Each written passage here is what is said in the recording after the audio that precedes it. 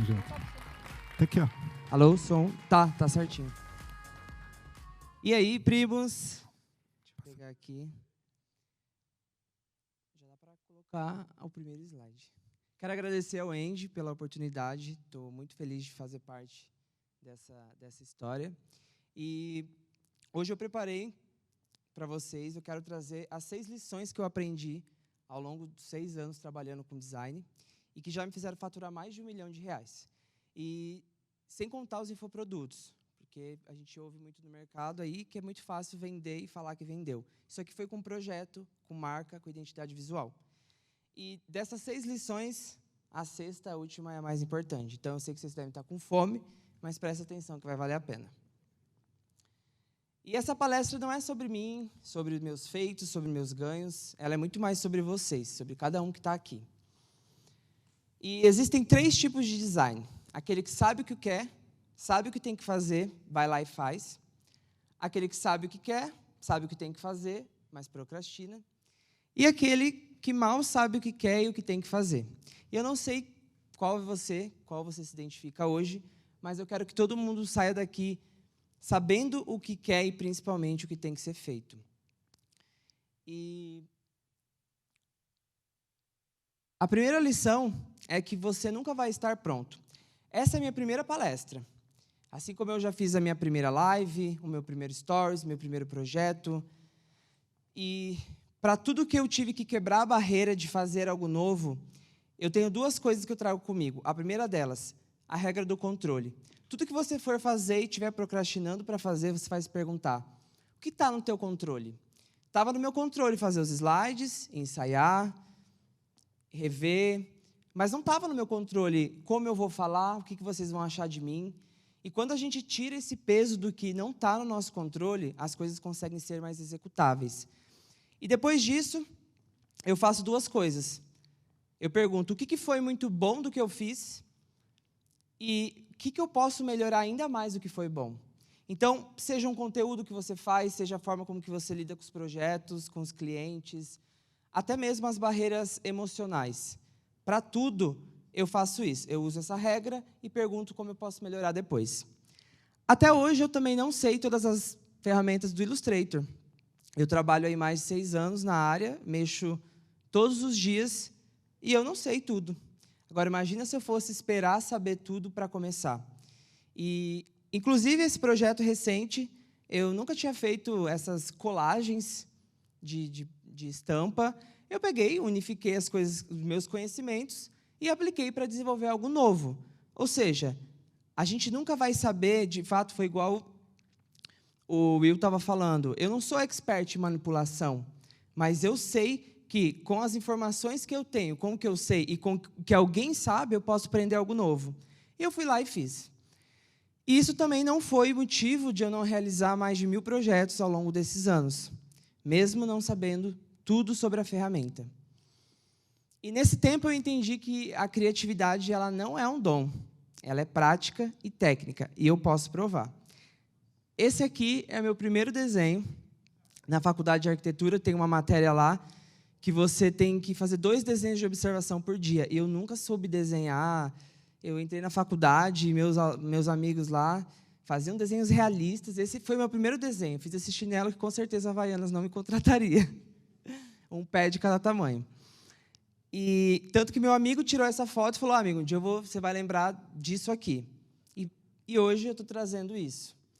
Assim como isso aqui também. Não sei se vocês sabem quem é essa... Alguém chuta quem é? É um projeto de Beyoncé, com 3 malária. E lá no final do semestre, fazendo 2 desenhos de observação por dia, eu fui melhorando minhas técnicas, minhas habilidades. E chegou no final, depois de fazer mais de 600 desenhos, eu já estava fazendo uns desenhos interessantes, já tinha aumentado ali meu valor. Isso, para mim, foi muito importante, porque eu entendi que eu não era tão ruim assim. E talvez você não seja tão bom em algo hoje, mas o importante é o quão bom você quer ser. E é por isso que isso destravou algo em mim que todos nós precisamos ser 2% melhor do que ontem. A cada 2 desenhos que eu fazia, eu queria ser o melhor dos que os desenhos que eu fazia ontem. Isso serve para técnica, para tudo que você faz hoje na sua marca, na sua empresa, a gente sabe que a gente tem que saber vender, tem que estar no Instagram, tem que aprender técnica, tem que aprender a fazer tantas coisas que às vezes a gente se sente perdido. E isso traz uma leveza para que a gente consiga construir um processo 2% cada dia melhor. E sabe o que as pessoas mais felizes e realizadas, principalmente que faturam alto, elas têm em comum? Alguém chuta?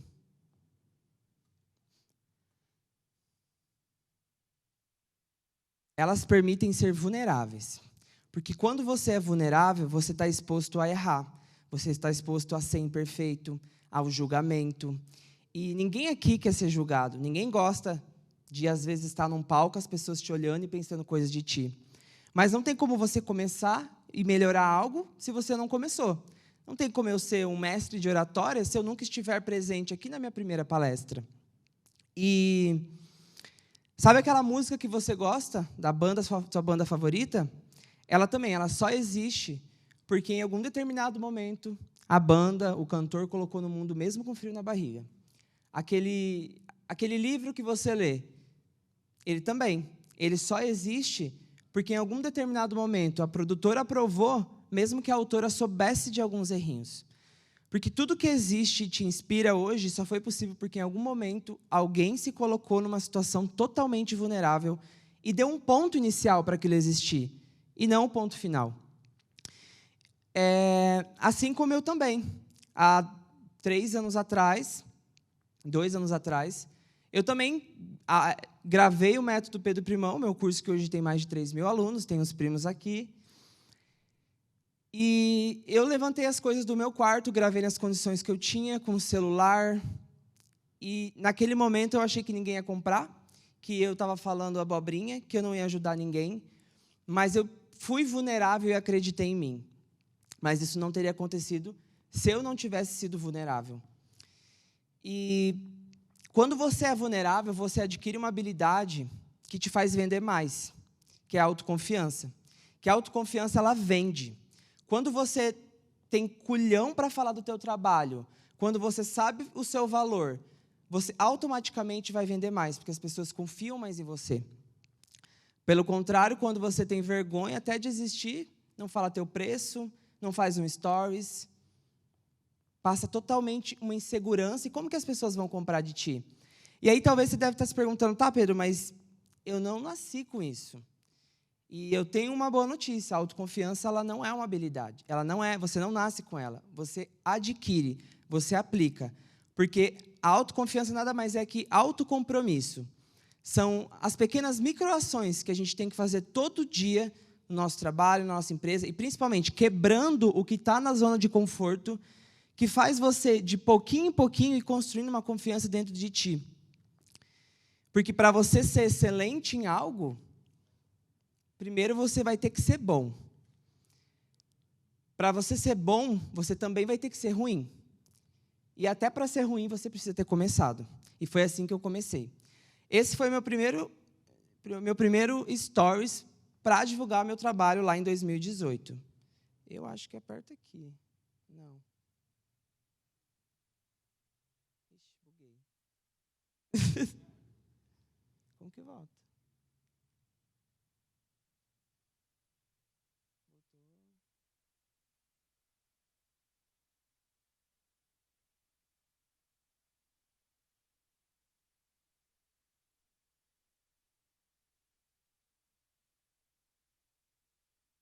Dá o play aqui.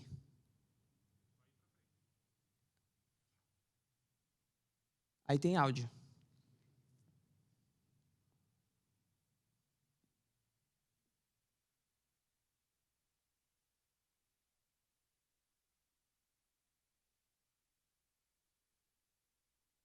Isso não estava no meu controle.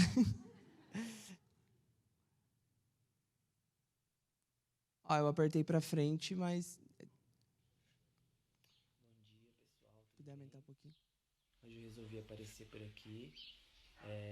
Não ligo pro cenário, porque consegui encaixar aqui na janela no quarto da casa dos meus pais. E vai assim mesmo. Só queria dizer que eu vou começar a aparecer mais aqui. porque eu recebo muita pergunta e às vezes fica complicado E eu estar perguntava. respondendo por texto. Então acho que fica melhor mesmo essa troca por aqui. Minha mãe E fazendo queria almoço lá dizer que atrás. eu preparei um conteúdo bem legal. Eu sei que vocês gostam bastante de ver as marcas que eu posto, mas eu acho interessante eu postar. E nesse momento, pode ver que eu estava totalmente inseguro, arrumando o cabelo, falando para dentro, com total falta de confiança. Mas se eu estou aqui hoje foi porque naquele momento eu tinha um sonho de construir uma vida que eu queria viver, de dar uma vida melhor para minha família. E os nossos anseios têm que ser muito maior que nossas inseguranças, nossos medos. Assim como depois para mim, stories estava ok. Ali na minha zona de conforto, gravava 10, postava 1. Mas estava tudo certo. E aí, ano passado, eu fui fazer minha primeira live. Aí, o que eu fiz? A regra do controle. Preparei os slides, ensaiei, estava tudo certo. Faltando 5 minutos para começar, eu tive uma crise de pânico. Quem já teve crise de pânico sabe que você fica sem ar, falta coração sair pela boca. E aí, eu liguei para o Bruno, meu sócio, que está ali. E aí, eu falei, amigo, eu não vou conseguir. Cancela a live, fala que eu passei mal. Só que eu sabia que isso era o meu corpo respondendo, criando um argumento plausível para eu cancelar e fazer o que eu precisava fazer. E sabendo disso, eu comecei a live com o coração acelerado, taquicardíaco, foi do jeito que foi. Porque é muito fácil, muitas vezes a gente vai ter sensações físicas que elas vão criar um argumento plausível. Imagina, é só falar, gente, eu passei mal e não vai ter mais live. Mas não, mais uma vez eu permiti ser vulnerável e quebrei a barreira. E assim eu comecei. Fala, primos! Vou esperar aí a galera entrar. Como essa live vai ficar salva, não é uma live que eu vou enrolar muito. E aí eu só queria explicar como que vai funcionar. Vou deixar a galera entrar aí um pouquinho. Então aqui hoje a gente vai falar, além dessa questão de atendimento, né, eu quero passar uma sequência de stories para vocês fazerem depois. Ou seja, aquilo que você tanto quer está depois daquela atitude que você não toma. Tem várias coisas que você vem adiando, esperando estar perfeito para começar, o stories para fazer. E aí, para tudo que você está enrolando até agora, eu trouxe 4 técnicas para você aplicar. Não estava no meu controle isso aqui, vai ficar horrível. A primeira delas, coloque uma data para você executar aquilo que você vem enrolando. O meu curso eu já estava com ele pronto fazia 2 anos, e eu continuava sendo o Zé Curso. Comprava outro curso para saber se faltava alguma coisa e fazia aquilo. Na verdade, só estava dentro de mim. Só faltava eu ter a confiança de ir lá e culhão para colocar no mundo, mesmo sabendo que muita gente ia gostar ou não gostar. E aí, até hoje, eu venho melhorando ele. Até hoje, eu venho incrementando, colocando novas aulas. A segunda regra do controle, você precisa também aprender a se viciar em ser vulnerável. Quando eu recebi o convite para vir para cá, a primeira coisa que eu pensei, não, tá tudo certo, estou aqui, estou fazendo minha grana, tá de boa. Mas eu sei que eu preciso estar nessas situações para que eu alcance resultados melhores. E eu só topei, e estou aqui. E agora eu quero mostrar uma técnica que eu gosto de utilizar, que é a técnica do destrava-medo. Tudo que aquilo você está enrolando para fazer, que você acha que o mundo todo está olhando para você, eu antes de entrar aqui, na minha cabeça, o mundo inteiro parou para me assistir. E aí eu gosto de lembrar disso.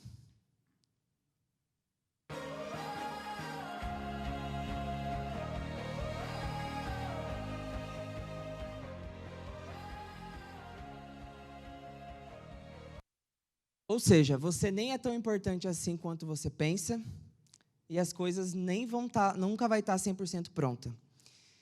Às vezes a gente acha que a sobrinha, a tia, os amigos lá da escola, da faculdade vão falar alguma coisa de você fazer um stories. As pessoas não estão nem aí. Na pior das hipóteses, elas podem comentar lá, ó. Muita gente falava, o Pedro lá, está se achando designer. E mesmo assim eu continuei. Assim como vai ter pessoas que você vai se inspirar, vai se conectar. Então, quando você tira o foco de você e se coloca realmente no seu lugar, de que nesse exato momento está acontecendo milhões de outras coisas e que a gente nem é tão importante assim, isso para mim me destrava. Falo, então bora fazer, bora contribuir, bora colocar em ação. E se hoje eu tenho os resultados que eu tenho, é porque eu vou quebrando essas barreiras. Bom, eu sou o Pedro Primão, eu sou formado em arquitetura pela Federal, e já tenho aí mais de 1000 projetos, premiações em concursos nacionais de arquitetura, tenho TDAH, então não liga se eu falar de outras coisas do nada, e eu amo comidas e bebidas azedas. E eu comecei no design, na verdade, para fazer essas diagramações de pranchas de arquitetura, porque na faculdade eu vi que tinha esses concursos e eu queria muito participar e ganhar, e eu sabia que precisava aprender Illustrator. E aí, durante todo esse meu tempo, já participei de vários concursos, tive premiações de projetos que foram executados, mesmo na faculdade.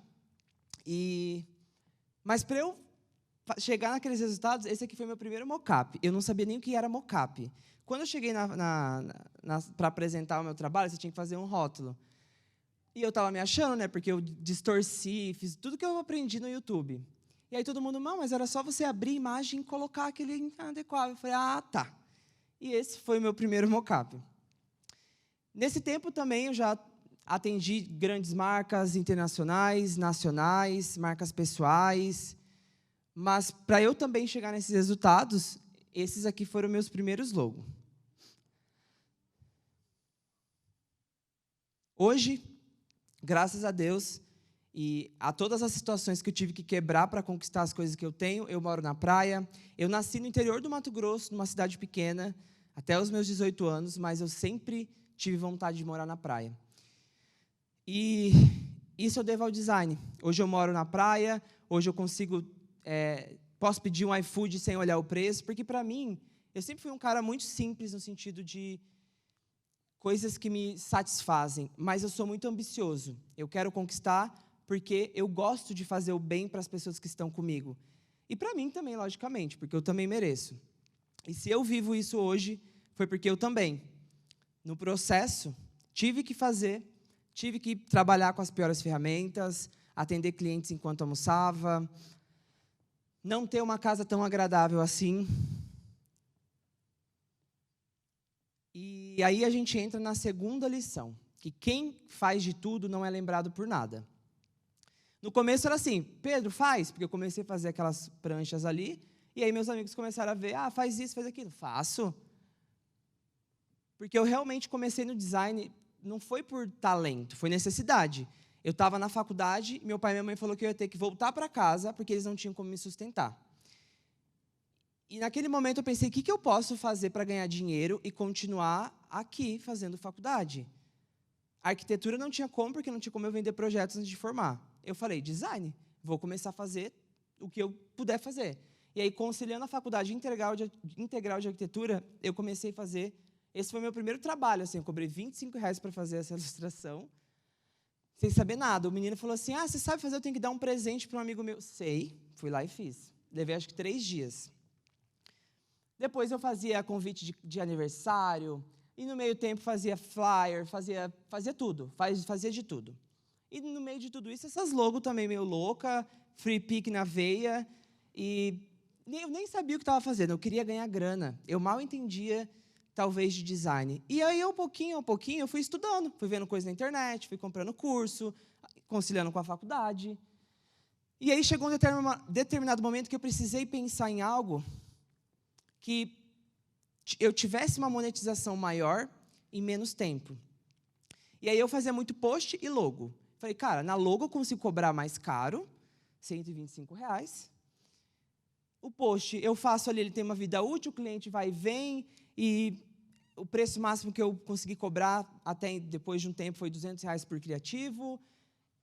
Seria difícil de eu ser lembrado. E aqui eu não estou falando mal de quem trabalha e monetiza com isso. É um mercado totalmente lucrativo. Mas, para mim, naquela situação, eu escolhi seguir para o caminho da logo. E aqui, em 2019, eu decidi nichar. E aí... Com certeza. Inclusive, essa é a minha especialidade. Atualmente, eu estou trabalhando somente com criação de marcas, né, criação de identidade visual.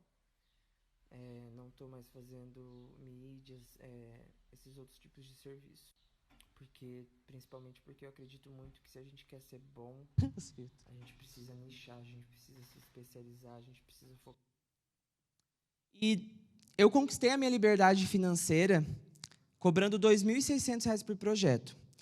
E às vezes a gente acha que precisa cobrar 10K para viver de design. Eu fui cobrar 10K no meu primeiro projeto no ano passado. Já cobrei uns 3, 4 acima desse valor, 20, 30. Mas não foi isso que me deu a vida que eu tenho hoje. Eu construí uma base, juntei uma grana, conseguindo cobrar esse valor. E por que eu falo isso? Porque não é um valor tão distante. Todo ano são 4 milhões de CNPJs abertas, 4 milhões de marcas para serem criadas. E é um valor que o pequeno empreendedor ou os empresários, que é o meu grande foco, atender realmente as demandas de projetos de identidade menores, nem são tão marcas nacionais, internacionais, mas tem muito dinheiro ali.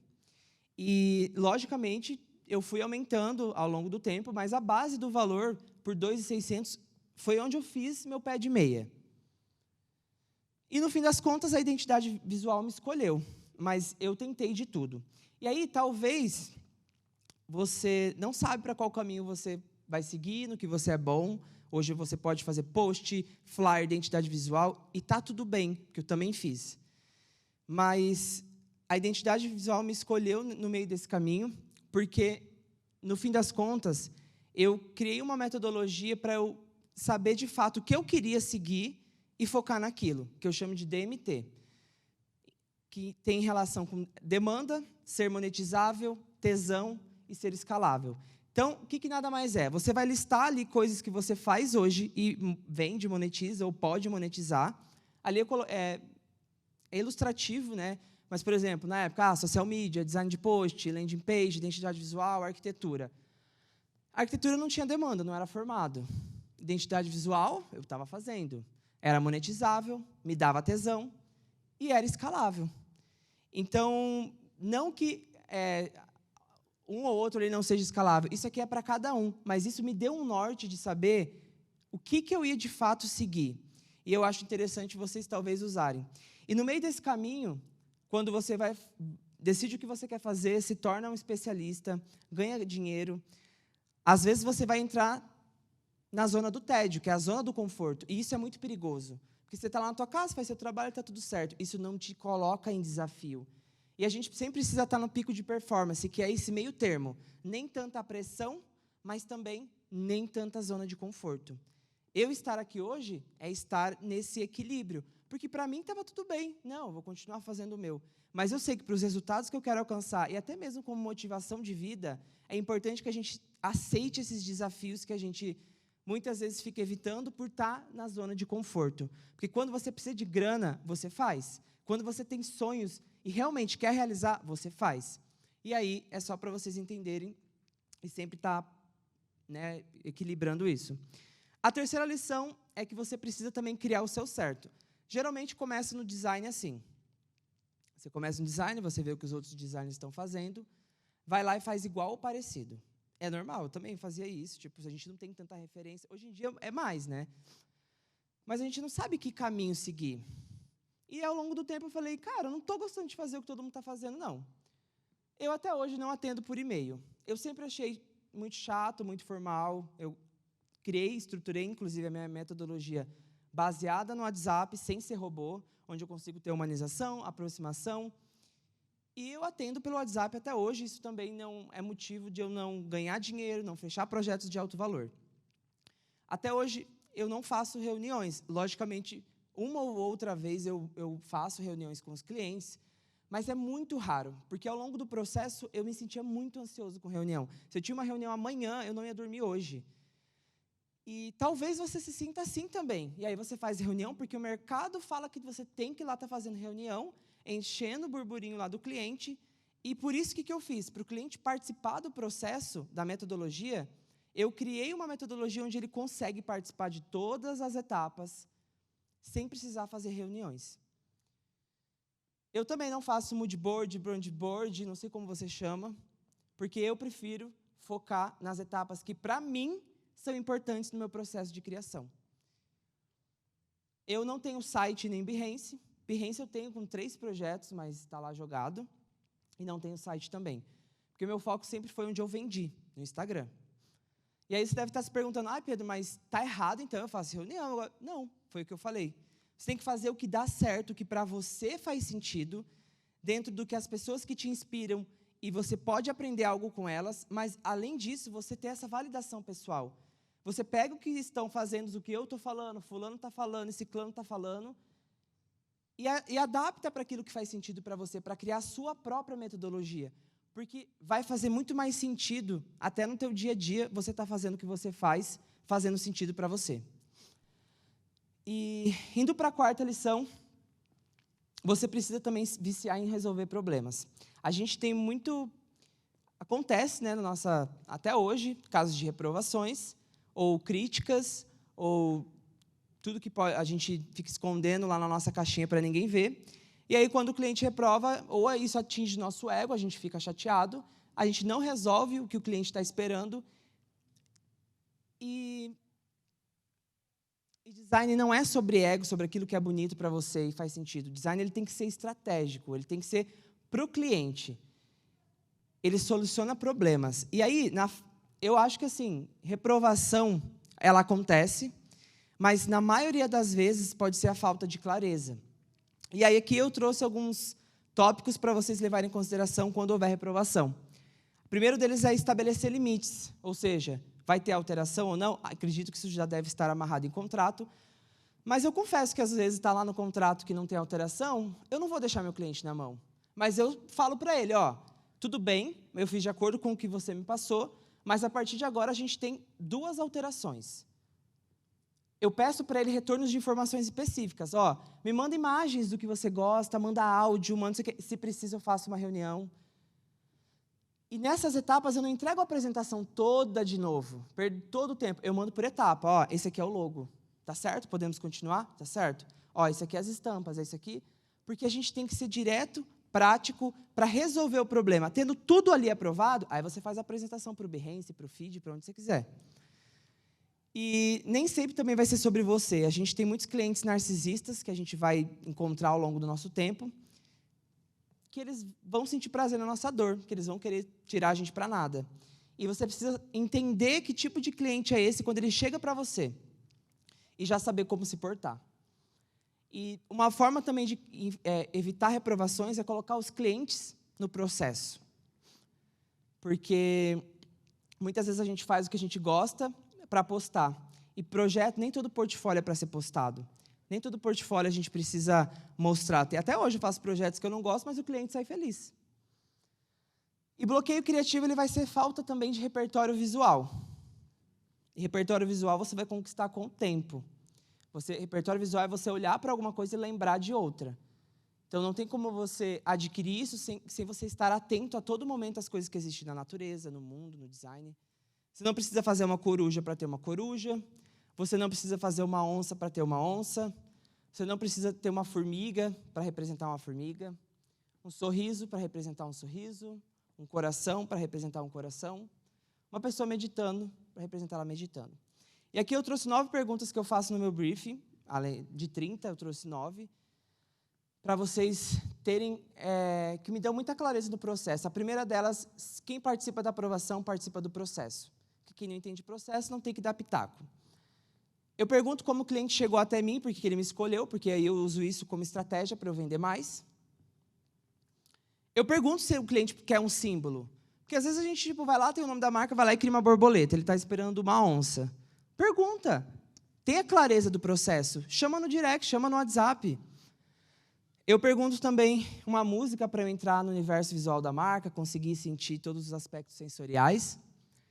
E aí a pergunta padrão que todo mundo faz, né? Os atributos da marca. Ela é livre, leve, espontânea, sorridente, feliz. Mas a mais importante é que eu faço depois. Eu peço para ele destacar 3 dessas. E aí, quando eu termino o projeto, eu tenho que olhar para essas 3 palavras e sentir aquelas sensações. Porque design sempre vai ser sobre sensações. E também pergunto para que quando as pessoas olharem para a marca, o que você quer que elas sintam? Essas respostas elas dão clareza do processo que a gente tem para chegar nos resultados. E aí as 2 são sobre paleta de cores, para ele enviar referências, e identidade visual também. Porque para você começar algo, você precisa ter alguma referência. E eu vejo muitos designers metendo conceito nos projetos que, às vezes, não são aprovados e ficam tristes. E o conceito ele não vai vender teu projeto, ele vai amarrar.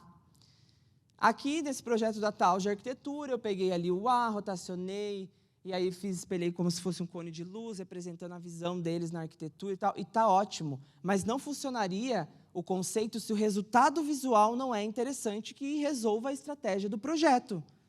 A mesma coisa aqui na Bio Mais Amazônia, porque o A ali no meio do A representa uma folha. O B é um pássaro. Mas isso não faria sentido se o resultado visual tem que falar sozinho. Nesse projeto também é uma marca bem conhecida, tem mais de 500 mil seguidores de joias. Eu estava lá brincando com as linhas, cheguei nesse resultado. Aí eu lembrei que o cliente falou assim, que a marca era atribuída por 8 atributos, que era a base da empresa. Aí eu contei os pontinhos, deu 8. Eu gostei do resultado e cheguei no resultado. Mas não adianta eu falar que tem 8 se o resultado final não é atraente visual. Então, nesse caminho não vão te faltar desafios, reprovações, mas você precisa, além de não só saber resolver, você precisa ter capacidade de lidar com eles. E aí a gente entra para a quinta lição, que você precisa aprender a gerar desejo. Porque tão importante quanto as ferramentas, que é sim importante, a sua capacidade de vender e gerar desejo é tão importante ou até mais. Eu nunca li livros de design. Eu sempre fui uma pessoa muito criativa, assim, prática, visual e muito acelerada. Agora, ultimamente, que eu comecei a ler, mas sobre pessoas.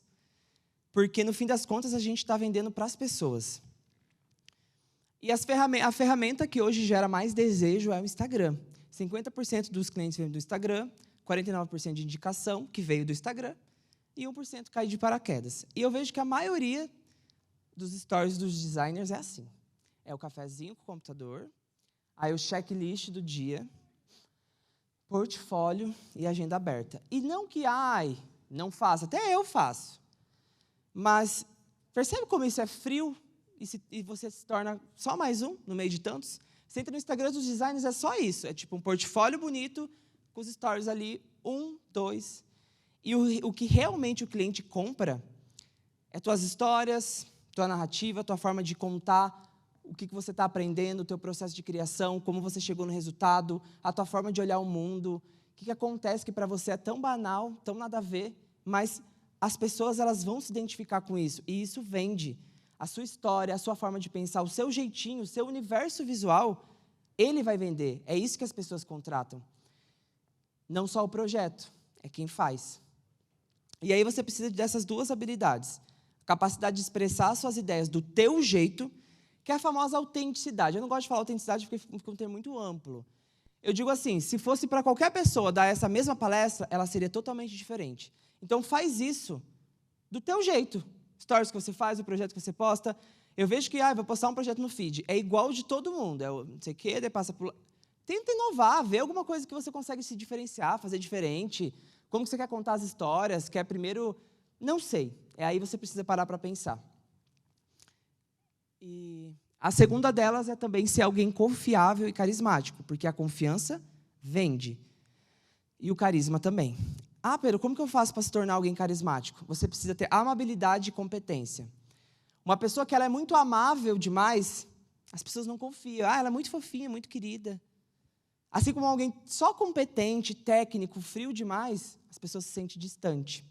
Você precisa encontrar esse meio termo, se tornar alguém que tenha competência, que mostre isso de forma estratégica e sendo alguém amável. E aí você não precisa estar ali no equilíbrio perfeito. Talvez você vai ser uma pessoa mais amável, mas vai mostrar competência. Talvez você vai ser alguém mais competente, mas vai mostrar ter a amabilidade. E aí minha metodologia de criação de conteúdo, que eu chamo de vertentes de conteúdo, eu não vai dar tempo de eu falar aqui para vocês, então quem quiser acesso dessa aula do meu curso é só entrar lá no meu direct, mandar conteúdo, que eu vou mandar essa aula completa, mas ela é baseada nesses pilares: humanização, posicionamento, experiência, identificação, consciência e desejo. Aí a gente vem para o último pilar, que sem ele não adianta você ter tudo ali. Fazer dinheiro não significa ficar muito rico. Porque muito se fala sobre técnica, design, mas pouco se fala sobre a saúde mental do designer. Porque riqueza financeira, sem riqueza emocional, não adianta. E eu precisei perder tudo para aprender. Eu já tinha ganhado muito dinheiro, estava com a vida feita, entrei numa relação totalmente abusiva, com um narcisista sociopata, quase tirou minha vida. E aqui é a primeira vez que eu estou expondo isso, mas nem é sobre a pessoa, é sobre o que eu permiti. Ah, e os alunos do Designer Bold também sabem. Foi o que eu permiti que fizessem comigo. Foi o que faltava dentro de mim para que eu deixasse acontecer o que aconteceu comigo. E para mim, eu não estava mais nem aí para o dinheiro, porque me faltavam coisas que me preenchiam e não era dinheiro. Entenda que cuidar da sua marca também é cuidar de você. E o que vai distanciar você dos seus resultados, às vezes você vai aprender a fazer dinheiro, mas as crenças limitantes que você tem contigo pode fazer você perder tudo. Tenho certeza que você já ouviu, você nunca vai ser rico, nasceu para ser pobre, trabalha para pagar suas contas, cuidado com esse negócio de querer ser rico, lembra do lugar que você veio, hein? E eu era muito assim, eu fiz lá no começo esse banner para um cliente, cobrei 150, ele foi me pagar e me pagou 350. Aquilo virou a chave para mim. Eu falei, cara, se ele está pagando mais do que eu cobrei, eu falei, que merda que eu sou? Não estou conseguindo nem cobrar o que eu acho que vale. E você pode se sentir com medo de cobrar o seu valor que você merece por causa das crenças limitantes que você tem.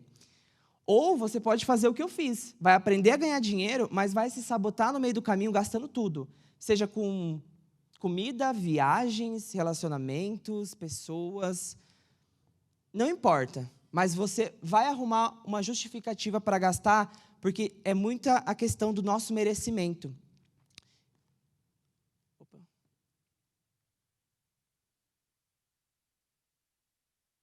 E aí eu queria que vocês realmente levassem essas duas coisas em consideração. Destravar a crença de que quem tem dinheiro não presta. Por isso que eu quis trazer essa palestra e falar sobre dinheiro. Porque a gente não fala sobre dinheiro de uma forma aberta. Parece que todo mundo quer ganhar dinheiro, todo mundo está aqui veio porque quer ganhar mais. A gente tem, sim, coisas além disso, mas a gente quer fazer dinheiro.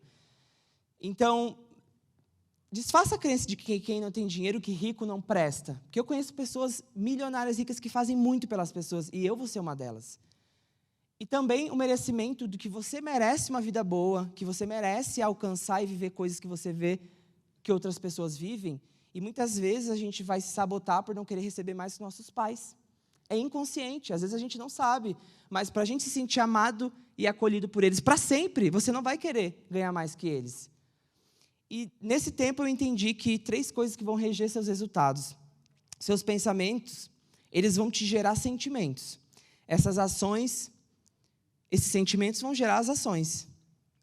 As ações vão gerar os resultados. Para você chegar nos resultados, começou com o pensamento. Hoje, os resultados que você tem, começou com os pensamentos que você tem. Você tem que quebrar essa barreira. Enquanto você não quebrar ela, como que você vai agir? É muito fácil ficar na zona do conforto e continuar fazendo o que você faz. Mas aí você tem que pagar o preço de continuar com os mesmos resultados. E aqui eu queria dar um exercício para vocês aplicarem todo mês. E em lugares que as pessoas que vocês querem viver a vida, a rotina, vai num café de um hotel, vai num restaurante chique, nem que for para beber uma água e tomar um café, vai para sentir como as pessoas são, o cheiro, o lugar, porque se você não souber como você vai viver um dia?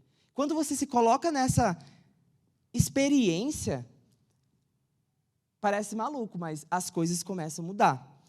E, inclusive, ontem o Bruno viveu essa experiência, tomou 10 taças de vinho, que era só para ser uma. Mas ele quebrou a barreira, ele estava lá. E aí eu te pergunto, dentro de tudo que eu falei, o que é sucesso para você?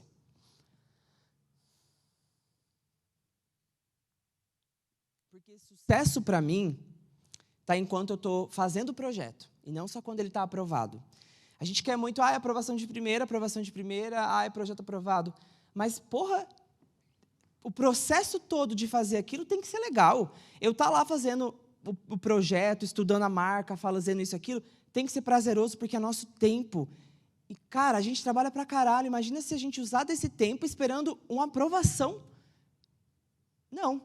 Quando isso mudou o jogo, eu comecei a sentir prazer pelo que faço, comecei a sentir presença pelo que eu faço, e principalmente, eu consegui faturar mais. Isso não serve só para a profissão. Quando eu estou arrumando a minha casa, eu estou feliz. Não é só quando ela está arrumada. Quando eu vim viajar, desde o momento que eu vou arrumar uma mala, vou no aeroporto, para mim, todo o processo, estar aqui apresentando, para mim é sucesso. Não só quando eu terminar, ufa, acabou. Lógico que é bom, mas eu queria estar presente aqui e lembrar desse momento, até arrepiei, porque é esse processo que, para mim, eu quero lembrar. E o sucesso, para mim, ele está no processo. E aí, talvez você deve estar se perguntando, mas e meu propósito? Muito se fala em propósito. E eu passei muito tempo entendendo o meu propósito, buscando o meu propósito. Muita gente fala assim, meu propósito é transformar a vida das pessoas. O meu propósito eu faço isso com meus infoprodutos, eu sei a relação que é por trás, e não tem nada que me deixa mais feliz com isso. Só que, para você realizar o seu propósito, cumprir seu propósito, primeiro você tem que fazer pelo seu. Tem que fazer para você. E eu cheguei na conclusão que o propósito é a soma do que você faz com o dinheiro que você ganha. Porque o dinheiro ele vai ser facilitador dos seus propósitos. Porque não adianta você só se sentir bem com as transformações que você faz e não pagar suas contas. Não poder ajudar a tua mãe, não poder mandar um Pix para ela por mês, não poder comprar o que você quer comer. Então, no fim das contas, o dinheiro ele vai ser o facilitador, e por isso que eu quis trazer isso para vocês. Porque eu quero que vocês façam muito dinheiro para realizar o propósito que vocês têm. Conte comigo, muito obrigado.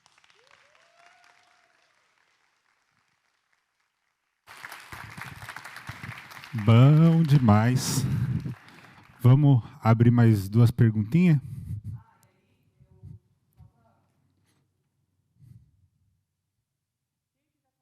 Da minha metodologia, eu deixei um QR Code aqui com 30% de desconto para vocês, ou me manda lá um direct que você estava aqui, para conhecer mais do meu método. E eu decidi usar o meu tempo, eu tinha 10 minutos para fazer pitch, mas eu falei, não, eu quero realmente passar a agregar o valor, e se você sentir que, de alguma forma, faz sentido para você e você se identifica, entra lá e fala comigo. Alguma pergunta?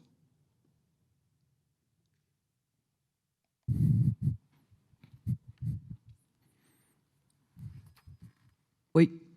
Ei, Pedro. Tudo bem? Oi. Eu queria saber, assim, em relação ao seu processo, você falou que quando você começou, cobrava ali em torno de 2.600 e você foi crescendo, exponenciando esse valor, né?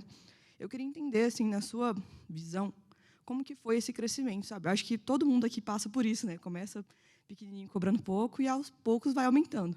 Então, eu queria saber como foi para você. Você estudou, melhorou a sua entrega? Como que foi essa trajetória até ter hoje o resultado que você tem?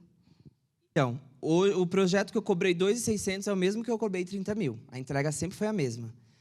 O que muda disso vai ser, por exemplo, o que eu levo em consideração? Até hoje, eu não tenho uma tabela fixa de cobrar o valor de projeto. É aquele valor que dá um frio na barriga e você tem que ter primeiro o piso para você cobrar alto. Então, para eu cobrar 2.600, eu já tinha 100 mil reais na minha conta. Tinha 50 mil, não lembro exatamente, mas eu já tinha uma base para ir aumentando. Tipo, sei lá, cobrava 800, fechei vários projetos, juntei ele, tá fechando muito, estou sem tempo, vou para 1.200. E você tem que sentir como que está essa demanda para que você consiga... Sempre para mim foi questão de tempo, porque eu aumentava e as pessoas fechavam. Então eu falava, então tá barato. Aumentava, elas fechavam. Quando eu cheguei 2.600, e aí eu aumentei para 3 e pouco, eu senti já alguma coisa ali. Então, para mim, esse 2.600 foi um valor mediano, que a pessoa que, tipo assim, é dentista, médico, arquiteto, eles pagam esse valor. Às vezes, lógico que eles pagam mais que esse valor, mas eu primeiro construí uma base, tive lá a minha segurança, para eu conseguir aumentar esse preço. E aí é lógico, vai depender o preço também de qual a importância desse projeto no mercado, se é um projeto grande. Os entregáveis, quando eu falo que é o mesmo, às vezes muda, às vezes vai ter rótulo, às vezes vai ter... Querendo ou não, a visibilidade vai ser maior, então a sua responsabilidade é maior, e o preço também tem que ser maior. Mas, para mim, sempre foi no feeling. Eu vou aumentando, cobrando. Hoje, atualmente, a base do meu projeto é 6 mil. Então, de 6 mil para tanto. Por quê? Porque, para mim, 6 mil já é maravilhoso. Então, essa base tem que ser algo que, para você, vai estar incrivelmente bom. Então, você sempre coloca um valor um pouco a mais da base, porque o brasileiro adora pedir desconto, né? Eu não dou desconto, mas existem situações que eu renegocio os entregáveis, o prazo de entrega, se para mim também faz sentido fazer um projeto com uma visibilidade legal. Então, é ser permeável em relação a isso, mas, principalmente, leve em consideração o dinheiro que você tem, a segurança financeira que você tem, e como o mercado está te exigindo. Se você está cobrando um valor e ninguém está reclamando, e está fechando, e está sem tempo, aumenta. E eu fui fazendo isso de 200, em 200, em 200, em 200, e assim foi indo. Mais uma pergunta? Eita, agora vou ter que tirar e empopar aí. Vamos aqui. Então, minha pergunta seria, tipo assim, também acredito que o processo ele sempre tem que ser o melhor possível, só que quando chega aquele cliente com a urgência, com o preciso para ontem, como que você costuma lidar com isso? Então, eu já lidei muito mais com esse tipo de cliente, principalmente para construir essa base, essa segurança financeira. E eu nichar para a identidade visual foi muito difícil, porque eu ganhava muito dinheiro fazendo as outras coisas. Eu tinha muito cliente que vinha toda semana, stories, não sei o quê, não sei o quê. Quando eu falei não, foi muito doloroso, mas, ao mesmo tempo, eu já estava com essa base financeira para conseguir nichar para... Gente, esqueci a pergunta. Olha o TDAH. Urgência, tá. Hoje em dia, eu não faço esse tipo de urgência, porque já me tirou muita saúde. Mas, quando isso acontece, cobra mais caro. O que acontece? Até um tempo atrás, eu usava na minha carta proposta assim, se você quer ter um projeto, eu entrego o projeto com 30 dias. Se você quer em 7, é 50% a mais do valor. Mas, cara, com 50% a mais que você já cobrou, tá tudo bem não dormir. Então, acho que cliente urgente é o valor que você coloca no bolso que vai pagar a tua paz. Agora, cliente urgente que ainda pede desconto, não é o tipo de cliente que você tem que ficar querendo agradar. E nesse tempo que eu comecei a falar não, por isso que eu ia falar disso, eu tinha esses clientes. Quando eu falei não, ao invés de eles me apoiarem, muitos deles me criticaram, julgaram, falaram que eu estava me achando, porque eles não queriam que eu crescesse, eles queriam que eu cobrasse R$20 por post e entregasse todo dia, do mesmo dia. Então, cobra mais caro. Tipo, não tenha culhão para cobrar mais caro. E explica, ó, por causa da urgência, isso. Bom, vamos fazer um exercício? Todo mundo sair de casa. Quem tiver orçamento para responder hoje, bota mais 50% hoje. Aí amanhã, quando vocês fecharem, vocês contam pra gente. Espera aí.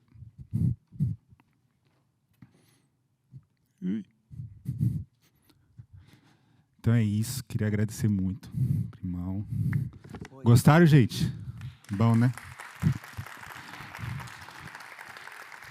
Outra coisa muito legal, que quando eu conheci o Primão, a gente já se adorou. Ele falou, não, porque eu tenho TDAH. Eu falei, o quê? Ele não tem TDAH. Eu falei, eu também. Gente, Não, vocês viram, né? Você começa falando uma coisa. Não. E por isso que eu acho que, tipo, muita gente gosta de aprender design comigo, porque eu sou muito assim, passo a passo, porque se deixar aberto, se eu não tivesse esse slide, não sei o que seria. Então, é mais fácil até para entender. Então, do problema, a gente faz o quê? Dinheiro. Não, o pessoal passa mal. O pessoal manda pergunta para mim no inbox, 7 áudios para ele assim.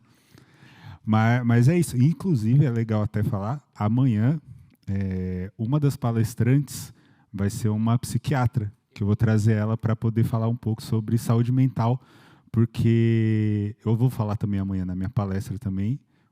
Eu quase saí do design. Com 15 anos de design, eu quase saí porque eu não sabia que eu tinha TDAH. E impactou demais na minha vida. E hoje, a qualidade de vida e a forma como eu trabalho hoje é totalmente diferente do que eu tinha. E se vocês não acreditarem em mim, pode perguntar para minha esposa, porque foi ela que descobriu primeiro. Então vai ser muito legal também. Recomendo muito vocês estarem amanhã também para assistir essa palestra, que vai ser muito legal. Mas é isso. Muito obrigado, Primão. Tamo junto. Primos.